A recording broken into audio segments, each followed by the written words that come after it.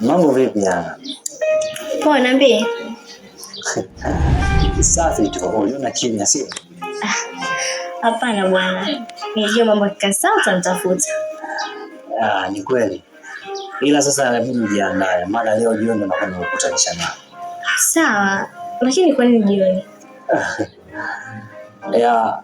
Si unajua tena hauwezi kufanya mazungumzo naye sehemu ya biashara.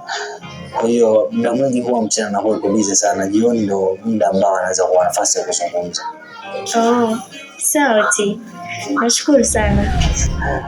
Lakini pia usiwe na hofu, maana tutakuwa pamoja. Basi haina shida.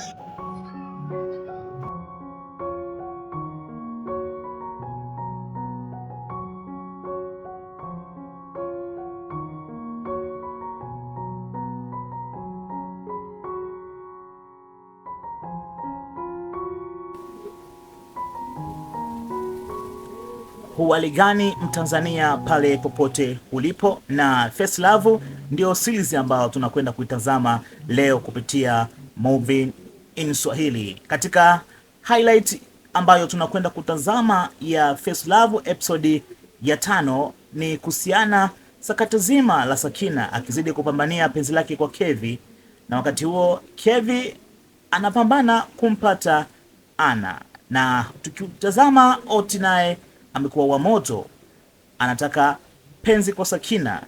Hii imekuwa vice versa, na tujue nini ambacho kitajiri katika episode ya 5, na karibisha kwenda kuitazama. Pia usisahau kusubscribe channel yangu ya Movie in Swahili ili uwe unapata updates za kila siku kupitia hapa. Visa vya kimapenzi bado vinaendelea. Sakina bado anapambania penzi kwa Kevi. Pia upande wa Oti naye akati tamaa juu ya Sakina. Alichofanya Oti kwenye episodi ya 3 ni kumtafuta Sakina na kuongea naye. Sakina alimuoji, bwana Oti, umefata nini na mbona umekuja na Kevi? Oti akajibu, hapana, amenifata mwenyewe, na pia alikuwa anamtafuta Anna. Pia alikuwa anaomba namba yake. Sakina akampiga mkwara Oti na kumwambia usimpatie namba yake. Sakina anamwalika Oti nyumbani kwake. Anampa mipango ya kumtongoza Anna. Oti anasitaajabu, ni maneno gani anayoongea Sakina? Hivi umefikiria nini Sakina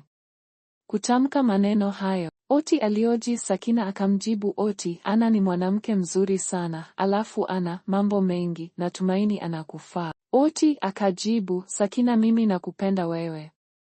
Sakina akajibu, mimi sikupendi na mapenda Kevi. Oti akachoka, akatafakari kisha akaondoka. Lakini Oti akuchoka, na yeye akapanga mipango yake.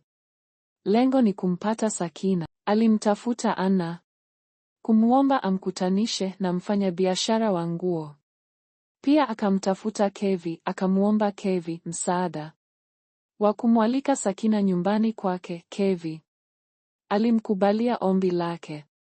Kevi alimwalika Sakina nyumbani, na wakati huo Oti alimleta Anna kwa mfanyabiashara.